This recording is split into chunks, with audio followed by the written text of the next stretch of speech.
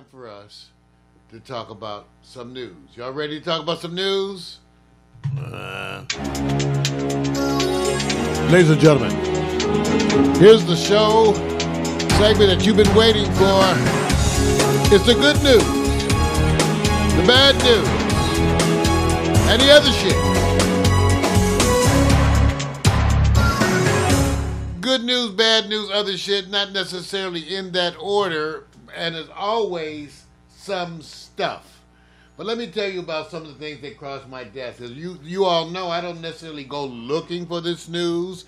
This is the news that just happens to naturally cross, into my world.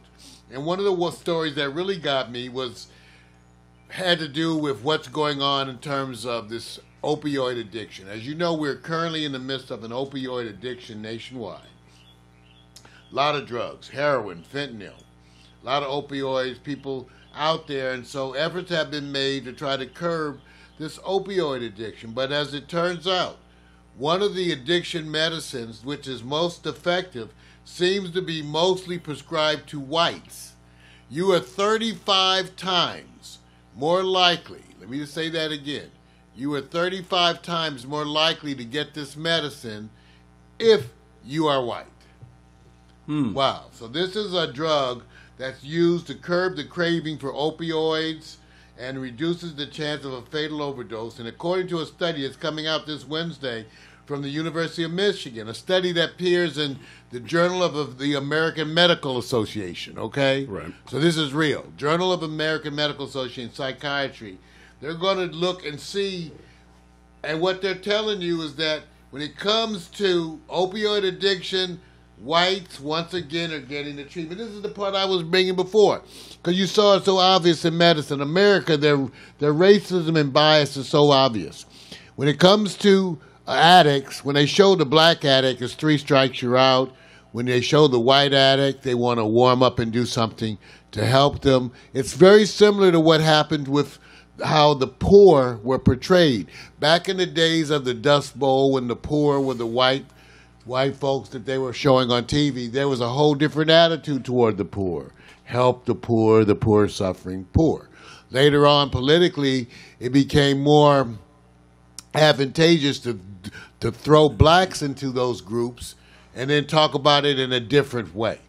When is it? Let me ask you this: has there been? And I know I'm not able to get you the answers when I'm actually asking the question. I should have done my due diligence.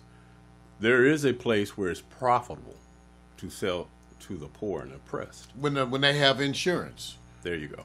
If the poor have insurance, there you go. Then you can prescribe a drug to them and make money, because the government's going to pay. Right. So that may be part of it. But usually what happens is, and this is the part of which I was much involved with Kaiser, is that when you take the electronic medical record, this is what happened. I actually have a website on equal treatment. If you want to Google it, Google unequal treatment. And what you will see is a bunch of studies that were done that actually documented racial bias in medicine, because the electronic medical record did that. Once you had the electronic medical record, all you had to do was go to the computer, put in race as a variable, and it would tell you whether doctors were doing the same referrals for whites or for blacks. Right. This is another one where the electronic medical record will tell you. It'll tell you how many addicts you're seeing, and it'll tell you how many you prescribed addiction medicine to, and then it'll give you a breakdown of that racially, and by age, and by gender, and by anything else you want. And this is how it's being documented today, that you're not getting the same medical treatment from the same establishments. And Kaiser was very careful about this, because all the studies were showing it was everywhere. And Kaiser's point was, we don't want to be singled out because we have the best medical record and the best data. Which comes back on them. Yeah, the studies say everybody's doing it. We're going to have the best documentation because we have the best setup. Right. So they had folks like me, and it's out there. I actually have the videos where Kaiser had me explain this. I have a video where Kaiser Permanente had me do a special televised within Kaiser broadcast. It was televised to the other Kaisers, where I explained this phenomena to the doctors. And as my daddy said, you could hear a rat piss on cotton when I told them that we can now tell them that they were treating blacks and whites differently. Here's another documentation of exactly that. Mm. Wow. Well, I know. I know. I did just dwell on it. Yeah. Just like I said, on it. It's going to. You know that it's going to take the same old tune that you want the energy of the people to step up as if there's an alien invasion, or else it's going to be more of the same. It's going to take the people to rise up, but the only time that happens when there's an alien invasion. We haven't had one of those in how long? Either the alien invasion or zombie apocalypse. Yeah, and I'm not laughing at this. Zombie apocalypse, we might have something happen. I'm just saying, there are worse things. Take it serious, people. All right. Good news, bad news, and other shit. You decide which one this falls into. So a British radio host has been fired after tweeting a photo comparing the royal baby Archie to a chimpanzee. Take a look. Which one is the chimpanzee? I'll bring it down. Here it says, Danny Baker, he says, royal baby leaves the hospital. Take a look. And again, as they said in this article, casual racism is alive and well. So he's been fired. Let's give it up for that. His response is you know how you dig a hole even deeper and deeper? And he's already been somewhat controversial. So they just found the reason to get him out of there. But here's the thing about it, man. I just sit there and go, did you hear what he said? He didn't. One of his responses, I didn't know there was a royal baby. Okay. But he found the picture. Where's my sound? Wait. See, I'm just, no, man, look. I bet you any money he's over 50. Oh, yeah, gotta be. That's why he's probably having some brain rot. Like Mario Giuliani. You man, look. What can we say? All right. Well, going on with our weekly Trump disaster update, which we go tick, tock, tick, right. tock. The first thing that's talked about is that the president's representative, Rudy Giuliani, was supposedly going to travel to the Ukraine to get information from the Ukrainians to use against presidential candidate Joseph Biden. So supposedly he was going to Ukraine to meet with somebody to get some dirt that he could use against Joe Biden. But when he got over there, so this shows you how he's got brain rot. I sure hope, like I said, I sure hope my brain lasts better than this. He said after he got over there that that the people that he met with say that he was meddling, that he met with didn't have anything and were anti-Trump. So he went over there to find that out. So this is how stupid. He went to the Ukraine to meet with people to get information to use against Joe Biden and find out the people that he was going to meet with don't like Trump. You don't like Trump. In fact, he said that the people got over there and that they didn't like Trump and so therefore no meeting. Hey, man. All right. Okay. Not to take away from this. This is not the first time anyone from either side has traveled internationally to get data, resources, and or support. Vic, okay, allegedly. So I'm just saying. Allegedly. I'm not going to sit back and go like this. Okay, we're in the age of social media. He's doing that to stimulate the conversation, but he's not the first to travel. He's not the first. He's not allegedly. The first, But the fact that they went there, this is so stupid because it looks terrible politically, except they don't care.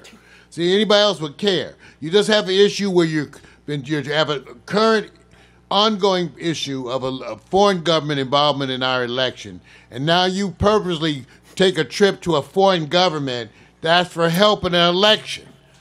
What kind of a asshole, stupid stuff is this? So that's what Giuliani did. He's got brain rot, and then to actually get out there and be willing to tell you. That's because Trump supporters have no brains, they don't read, and they're idiots. Either they've got their head in the sand because they don't want to see, or this is where it goes. So anyway, let's move on. I'm sorry, man. I know it's irritating you, isn't it? Man, it's irritating. Because you wonder how stupid. What does Trump have to be caught doing to lose support? Be caught, giving head to Kim Jong-un? It's only a blowjob. It is only a blowjob. See, wait a minute, man. Okay, Mar, I got you, though. But see, these are priceless moments, man. It's priceless. It's good. They are? They're priceless. They are? But you're hitting it out of the ballpark, though. I have to. No price. No price. No price. Now, while all this stuff goes on about impeachment, and I remember I said, what Vic's referring to is that I did the report on the Democrats' fear of it, the word impeachment. And I said the reason why that they're afraid of the word impeachment is because when Nancy Pelosi was a speaker at the time, when they charged Donald Trump with, was it obstruction or lying, whichever one it was, when they impeached, not Donald Trump, when they impeached, Clinton. Lord, I'm losing my brain. See, I'm becoming Giuliani. That's what's happening. I'm sorry. So when they impeached Bill Clinton, Nancy Pelosi was Speaker of the House. They impeached Bill Clinton because he lied about his Monica Lewinsky thing. And the reaction was that the Republicans, when they did the impeachment, which is unsuccessful, they lost like 60 somehow. I think it was 64, 65 seats. Yeah. And Nancy Pelosi got to see that, and she's afraid of that happening. Right. But that's because they impeached Clinton over something stupid. They impeached Clinton over a blowjob, lying about a blowjob. Right. So we were the laughing stock of the world. Yes. Now we want to impeach Trump for colluding with a foreign government to sabotage our election. Totally different. So Nancy Pelosi's fears, even though I understand, to me, are part of a bad experience she had and are just not relevant. Right. You should take them on and fight them. Yeah. But so that's where we find ourselves with this issue of impeachment. So while that sits there percolating, it goes on about the Donald. One of the things that's been coming out is about his money, because what's happening is everybody's going to mess with his money. Let me give you an example. New York and California have passed laws that you can't be in our primaries without releasing your tax returns. That means you can't carry California. You can't carry California or New York without releasing your tax returns. Right. So this is going to be a big deal, and other states are doing this. They're going to make it part of the law to be part of their primaries that you're going to have to release your your tax returns. Now, while all of this is going on under the umbrella, we're getting more and more news about Donald Trump. As it turns out, he's being now stated to be he had more losses than any other American. He is the single biggest loser of money of all American taxpayers in the period 1985 to 1994. Let me say this again. Donald Trump is the single biggest loser of money of all American taxpayers in the period of 1985 to 1984. Okay? The largest. Okay? In 1985, he reported losses of $46.1 million from his core billion. Okay? Now, he continued to lose money every year from that point, totaling $1.17 billion in losses for the decade. Yeah. Wow. Mm-hmm. He's going to lose more money now because they're about to get all in his money. All in his money, New York. They're going to find out all the Russian dirt. They got Deutsche Bank. You shouldn't have messed with Maxine. Yeah. You shouldn't have messed with Maxine. Man. What goes around comes around, asshole. And so now we're going to be looking at his taxes, and the worst thing is you're going to see how much of a fake. Like I said, I bet you he hasn't even been under audit. I bet you he was never under audit, that he was lying, and we're going to see. So. New Yorkers are always saying, well, we know who he is. Why y'all not catching up? Because it wasn't impotent. Notice I said impotent. Without an R. Impotent. It wasn't impotent. Impotent. Because impotent. I keep saying this. When somebody who's that bad has that much money to lose, There's a feeding frenzy to it get shows your you money. how you can do while you lose money. Yes. Your daddy keeps bailing you out. There you go. You got money to lose. Okay, the Mueller report, I got my copy of paperback because printing out 50 pages at a time was killing me. Killing me. Right. And at least, take a look at this. Take a look at this. Look how thick this book is. You can use that. Okay, so now at least with this, I can highlight it. I can put Post-its in it, little stickers and things. But this is the redacted. This is the Mueller report, the report on the investigation into Russian interference in the 2016 presidential election, prepared by Robert S. Mueller. $7.40 at Amazon. That's all? That's right. $7.40. I got mine. Redacted. Now, you will. All right, that's what I'm saying. A lot of pages in there. Right. A lot of. Ooh, man, you know what? I want to read that. I want to read that page. You can go fast. Right. You know, pop-up windows and stuff like that. Fast. You know, hey, man, I think it's just good to have it so that way you can at least follow the trail and make your own, or come to your own conclusions, man. I mean, you know, I got to. Hey, you know, is yes or no? Will Mueller testify during the term of the first term, anytime during the term up to Trump, end of his first term? Will he testify? Yes, okay. Because he will not ignore a subpoena. Okay. What's interesting is that he is a person who's traditional in his attitudes in terms of dealing with the agency, and so if he's asked not to testify, then you wonder what would happen. I think he's going to. First of all, he's due to return to private practice. Right. Right. So the minute he does that, he's a private citizen. So we'll see what happens. Yeah. Be interesting. It will be interesting. Yeah. Everybody, that's the good news.